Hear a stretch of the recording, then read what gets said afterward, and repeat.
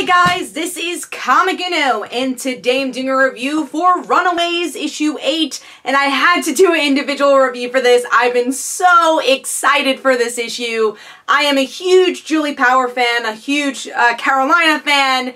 Runaways, Power Pack, it's just, I was so excited for this. And also, I really wanted to see more of this relationship. Really liked the small development that we had with it in Avengers Academy. And then ever since that book, we never really got to see Julie and Carolina unless it was like a panel or a cover where they're holding hands. But finally, we actually get to see the dynamic of their relationship, which we haven't really seen in any other comic book. So let's get started and talk about this issue. First of all, the cover is so adorable. I remember when I first saw this with the solicits, I'm like, I can't wait for this comic, and that's exactly what a cover should do. And again, you know, for a couple that we haven't really seen, it's nice to see a cover spotlighting them. And Chris Anka's work is just so great. You can see the lovingness of Carolina and Julie here.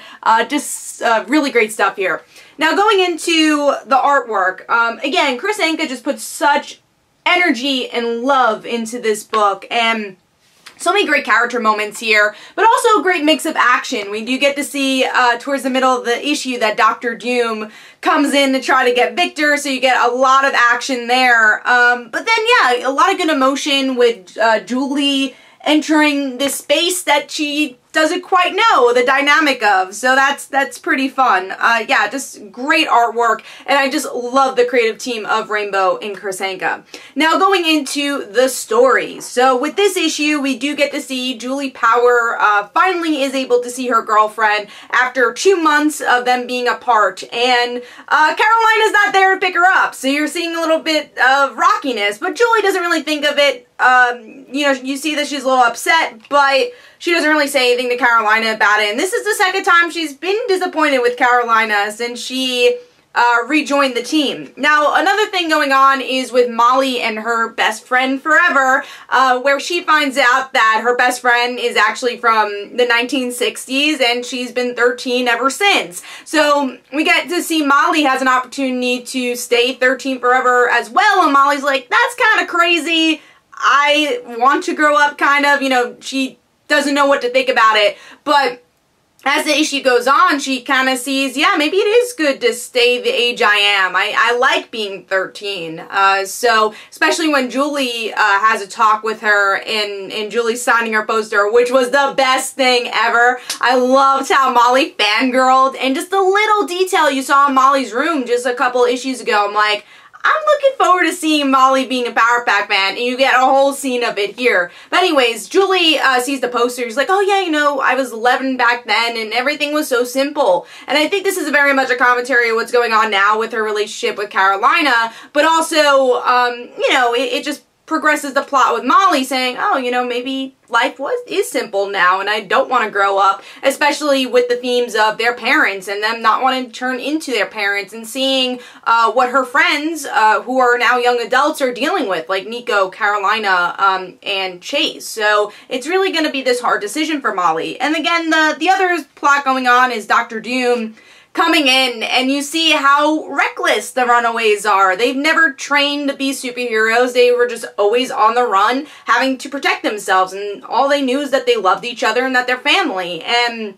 you see that Carolina's very distracted a lot, and Julie, again, she's not like, oh, you know, Carolina, you must pay attention. She lovingly says, hey, this is kind of not how you should be doing this. Like, the reason half your team died is because the way you guys kind of prepare for your battles and how you choose your battles. So I thought that was a really interesting conversation, because Julie is a more trained hero. She was part of the Avengers Academy for a while. She's actually a mentor there. And obviously she's been a hero since she's been 11. So she's been a hero longer. And it's cool to see that dynamic of the rash decisions the Runaways make, and then more of a prime hero like Julie being part of this mix. And yeah, it's just a really interesting dynamic. And then you do see the small moments. I thought there was going to be more of Nico Carolina, Julie love triangle, which I'm happy we didn't get much, but you do get to see little signs of like when Nico's in trouble. Carolina is completely distracted.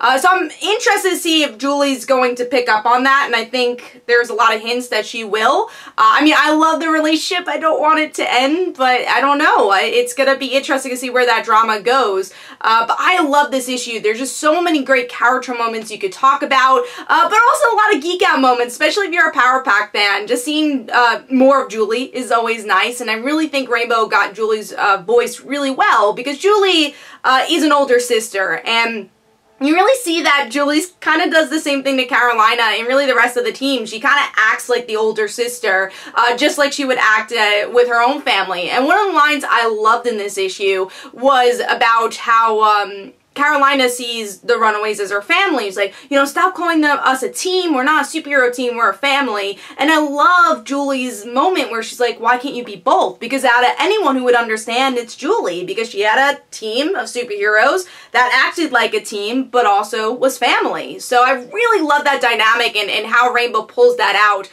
You know, something that I don't think you would notice right away of being, you know, those similarities between the two. Also love that Gert line where Gert's like, they look like evil twins. They look exactly like each other. I thought that was a funny line. This is definitely an issue I'd like reread probably every year. I loved it. I love these characters, and I really think Rainbow and Chris Anka aced this issue. Totally geeking out over it. We'll probably read it again today. I loved it. So this comic I gave 5 stars. Read this book if you're not reading Runaways, especially if you're a fan of these two characters. It was just such a joy to read. So hopefully you guys enjoyed. This is Comic Uno. Don't forget to follow me on Twitter. Don't forget to like my Facebook page. Also, description below, there are links to my comic book, Like Father, Like Daughter. And don't forget to like the Facebook page of Like Father, Like Daughter. And again, I gave this one 5 stars, and most likely will be my pick of the week once I finish reading all my books. But yeah, hopefully you guys enjoyed. Bye.